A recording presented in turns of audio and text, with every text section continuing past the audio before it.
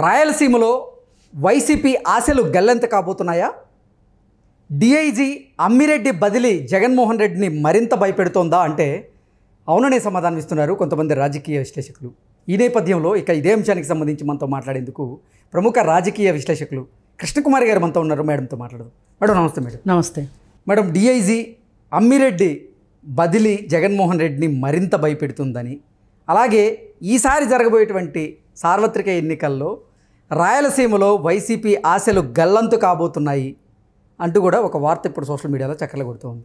2019లో జరిగినటువంటి ఎన్నికల్లో చూసుకున్నట్లయితే రాయలసీమలో ఉన్నటువంటి 52 అసెంబ్లీ నియోజకవర్గాల్లో 49 అసెంబ్లీ నియోజకవర్గాల్లో వైసీపీ గెలిచింది. కానీ ఈసారి మాత్రం రాయలసీమలో సీన్ మారిపోబోతుంది. అదే జగన్మోహన్ రెడ్డిని మరింత భయపెడుతుంది. దానికి తోడు డిఐజీ మీద బదిలీ వేటు కూడా ఇంకా భయపెడుతుంది అంటూ వార్తలు వస్తున్నాయి. దీని మీద మీ విశ్లేషణ ఏంటి మేడం? ఇప్పుడు నిన్న మొన్నటి దాకా చాలా అనుకూలంగా ఉన్న పరిస్థితులు పరిస్థితులు రెడ్డికి అనుకూలం అనే కూడా కాదు, సౌకర్యవంతమైన పరిస్థితులు.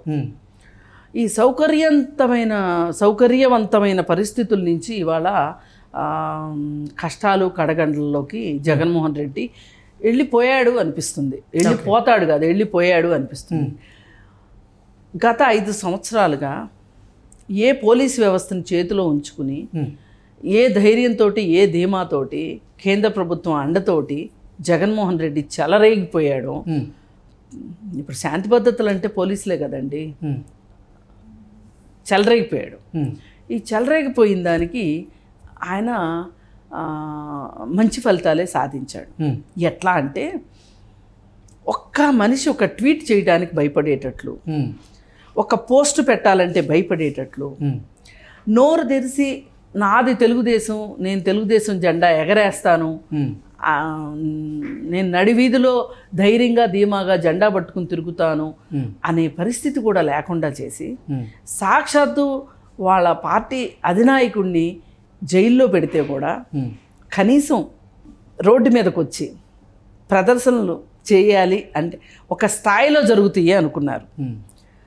అది చూసే చాలామంది అది జరగలేదని చాలామంది ఏమన్నారంటే అసలు చంద్రబాబు నాయుడికి ప్రజల్లో సానుభూతి లేదు, సానుకూలత లేదు, అందుకే ఎవ్వరూ రోడ్డు మీదకి రావట్లేదు.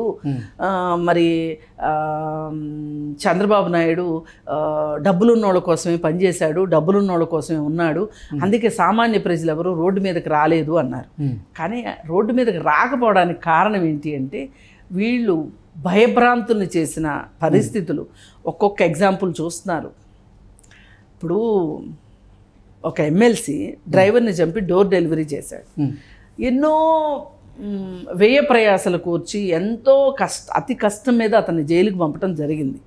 పంపిన తర్వాత అతను జైలు నుంచి రిలీజ్ అయ్యి వచ్చేటప్పుడు అతను నేరం చేశాడు, అభియోగం మోపబడింది, జైలుకి వెళ్ళాడు. బెయిల్ మీద రిలీజ్ అయిన మనిషికి ఏ విధంగా స్వాగత సత్కారాలు చేశారో చూశారు. అంటే ఇవన్నీ నీ ఎగ్జాంపుల్స్ అన్నీ ఎందుకు చెప్తున్నానంటే పోలీసులు వైసీపీ వాళ్ళకి కొమ్ము కాశారు కాబట్టి వాళ్ళకి అంత బాగా వాళ్ళ పప్పులు ఉడికినాయి. సరే, ఇదంతా బాగానే ఉంది, ఇప్పటివరకు బాగానే ఉంది. ఇక ఇప్పుడు వాళ్ళకి కాలం తిరగబడింది. ఈ తిరగబడిన కాలాన్ని ఎవరో చాలా బాగా వర్ణించారు. ఈ వర్ణన ఎప్పుడు వచ్చింది అంటే రాజేంద్రనాథ్ రెడ్డిని తొలగించిన దరిమిల ఒక చిన్న ప్రాస ఒకటి బయటకు వచ్చింది. అదేంటి అంటే ఇవాళ రాజేంద్రనాథ్ రెడ్డి, రేపు అమ్మిరెడ్డి, ఎల్లుండు సమ్మిరెడ్డి, ఆ తర్వాత జవహర్ రెడ్డి, ఆఖరుగా జగన్ రెడ్డి. చాలా బాగుంది వినడానికి. అన్నట్లుగానే నిన్న అది సోషల్ మీడియాలో తిరగడం ఏంటో పొద్దున్నే అయ్యేసరికి అమ్మిరెడ్డికి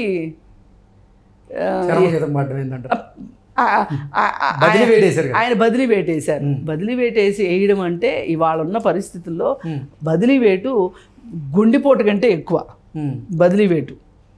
ఆ పరిస్థితుల్లో ఇప్పుడు మామూలుగా అన్ని పోట్లే కదా, కత్తిపోటు, గులకరాయి పోటు, గొడ్డలి పోటు, అన్నీ ఆంధ్రప్రదేశ్లో అన్ని పోట్లే. ఇప్పుడు ఈయనకి ఒక పెన్ను పోటు వచ్చింది. ఒక సంతకం ద్వారా సార్ని ఇంకెక్కడికో బదిలీ చేశారు. మరి ఈ అమ్మిరెడ్డి ఏం చేశాడు అని చూసుకుంటే ఒక అమ్మిరెడ్డే కాదు, పోలీసు యంత్రాంగం అంతా అట్లాగే ఉంది. ముఖ్యంగా సాగునీటి ప్రాజెక్టులు పరిస్థితి, విధ్వంసం అనే దాని మీద వాళ్ళు ఒక యాత్ర చేపట్టారు తెలుగుదేశం వాళ్ళు. దానిని, ఆ యాత్రని అబాస్పాలు చేయడానికి, నీరుగార్చడానికి అసలు ఈ అమ్మిరెడ్డి చేయని ప్రయత్నం లేదు. అంతా చేశాడు. చేసి ఎక్కడంటే అక్కడ తెలుగుదేశం కార్యకర్తల మీద లాఠీ చార్జీలు చేయటాలు, అది ఆపాలి. ఎందుకంటే వాళ్ళు ఆ ప్రాజెక్టులు చూడడానికి వెళ్ళారు అంటే గనక అన్ని ప్రాజెక్టులు చూస్తే వీళ్ళు ఏమీ చేయలేదు, ఎక్కడ వేసిన గొంగళి అక్కడే ఉంది అనేది అర్థమైపోతుంది, పనులు ఆగిపోయినాయి అని అర్థమైపోతుంది. ఇలా అందుకోసం అని చెప్పి ఆపాలని ట్రై చేశారు. సరే, అది వాళ్ళు చేయగలిగినంత చేశారు, అధికారాన్ని అడ్డం పెట్టుకుని. అంగళ్ళ కేసు ఒకటి, అసలు ప్రతిపక్షాల మీద కేసులు పెట్టడం ఏంటో ఆశ్చర్యం. అసలు అక్కడ అల్లర్లు చేస్తుంది అధికార పార్టీ వాళ్ళు. వాళ్ళని ఏమీ చేయలేక వీళ్ళని బెదరగొట్టాలి. ఈ బెదరగొట్టడం ఎంత దూరం వెళ్తుంది అంటే, చెప్పే కదా, చంద్రబాబు నాయుడు అరెస్ట్ అయ్యి జైల్లో ఉంటే మాట్లాడలేని పరిస్థితికి తీసుకొచ్చారు. ఈ మొత్తం జరగడానికి ఈ రాజేంద్రనాథ్ రెడ్డి కావచ్చు, ఈ అమ్మిరెడ్డి కావచ్చు, ఇట్లాంటి వాళ్ళు, పైగా ఇతను పెద్దిరెడ్డి రామచంద్రారెడ్డికి మరీ అనుకూలంగా పనిచేస్తాడు. ఆ రోజు పొంగునూరు వెళ్ళాలి లెక్క ప్రకారం చంద్రబాబు నాయుడు, వెళ్ళనీయకోకుండా ఆపటం కోసమే ఒక విధ్వంసం సృష్టించి వాళ్ళ పని వాళ్ళు కానిచ్చుకున్నారు. ఇప్పుడు ఇవన్నీ ఎట్లా ఉంటాయంటే, మేము చిన్నప్పటి నుంచి కొన్ని స్లోగన్స్ వినేవాళ్ళం, అరచేతిని అడ్డుపెట్టి సూర్యకాంతిని ఆపలేరు అని. అట్లాగే ఎన్ని చేసినా సరే, ఎన్ని రకాలుగా ప్రయత్నాలు చేసినా ఏదో ఒక రోజుకి పాపం పండుతుంది. ఆ పాపం ఇప్పుడు పండింది, ఈ రూపంలో పండిందని చెప్పుకోవచ్చు. ఒక రకంగా ఇవాళ జగన్మోహన్ రెడ్డి ఆ ఆక్రోశం ఇవాళ ప్రసంగాల్లో కనిపిస్తుంది.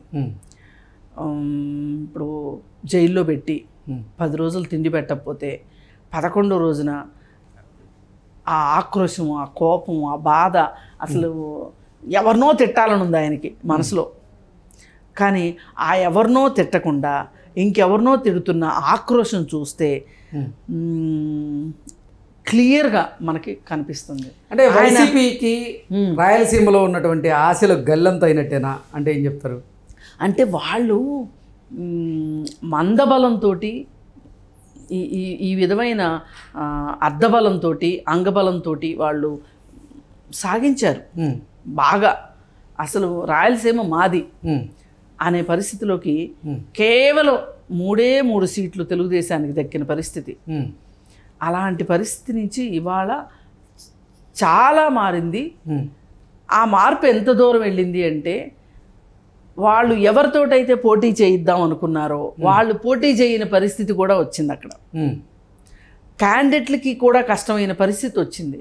ఇవాళ ఎంపీ సీట్లు కావచ్చు, ఎమ్మెల్యే సీట్లు కావచ్చు, వాళ్ళు చాలా గడ్డు పరిస్థితిని ఎదుర్కొంటున్నారు. అది ఒక రకంగా చూస్తే జగన్మోహన్ రెడ్డి ఒక చోట నష్టపోయినా ఒక చోట లాభపడతారని కొన్ని స్వాంతన వాక్యాలు ఉంటాయి మనకి. సార్కి అసలు ఎక్కడా కలిసి వచ్చే కాలం కనిపించట్లా. ఇంట గోల ఇంట ఉంది, బయట గోల బయట ఉంది. ఇంట అట్లాగే ఉంది, రచ్చ అట్లాగే ఉంది. ఇప్పుడు ఇంట రచ్చ గెలవకపోతే ఏమవుతారు? ఆ ఆక్రోశం ఆయన మాటల్లో కనిపిస్తుంది జగన్మోహన్ రెడ్డికి. జగన్మోహన్ రెడ్డి ఒక రకంగా నిజాలు చెప్పాలి అంటే చాలా కష్టం జగన్మోహన్ రెడ్డికి. అందుకే ప్రెస్ ముందు భయంకరంగా తడబడతా ఉంటాడు. కానీ బహిరంగ సభల్లో మట్టుకు బీభత్సంగా మాట్లాడతాడు. ఎందుకంటే బహిరంగ సభల్లో చెప్పేయని అబద్ధాలే. అసలు అతనికి ఒక శాపం ఉందేమో, నువ్వు నిజాలు మాట్లాడాలంటే తడబడాలి, అబద్ధాలు మాట్లాడాలంటే ధారాళంగా మాట్లాడవచ్చు అనే ఒక శాపం ఉందేమో జగన్మోహన్ రెడ్డికి అన్నది ఈవేళ ఆయన బహిరంగ సభలు చూస్తుంటే, ఆయన మాటలు చూస్తుంటే మాటలు కోటలు దాడుతున్నాయి. అదే ఇప్పుడు ఢిల్లీ నుంచి ప్రెస్ వస్తున్నారు, ఎన్డీటీవీ వాళ్ళు కావచ్చు, ఇండియా టుడే వాళ్ళు కావచ్చు, ఇక రకరకాల ప్రెస్ వచ్చి ఇంటర్వ్యూలు చేస్తుంటే అయోమయమో బిత్తర చూపులు. అసలు ఇప్పుడు వాళ్ళు అసలు ఈ ఇంటర్వ్యూ ఎందుకు చేస్తున్నాం మేము అని ఆ జర్నలిస్టులు కూడా అనుకునేంత పరిస్థితికి జగన్మోహన్ రెడ్డి ప్రవర్తిస్తున్నాడు. అంటే పాపం ఆయనకి ఖచ్చితంగా ఇదేదో పాపం ఆయన కావాలని చేస్తున్నాడని నేను అన్నాను, ఆయనకి ఏదో శాపం ఉంది ఖచ్చితంగా. ఓకే.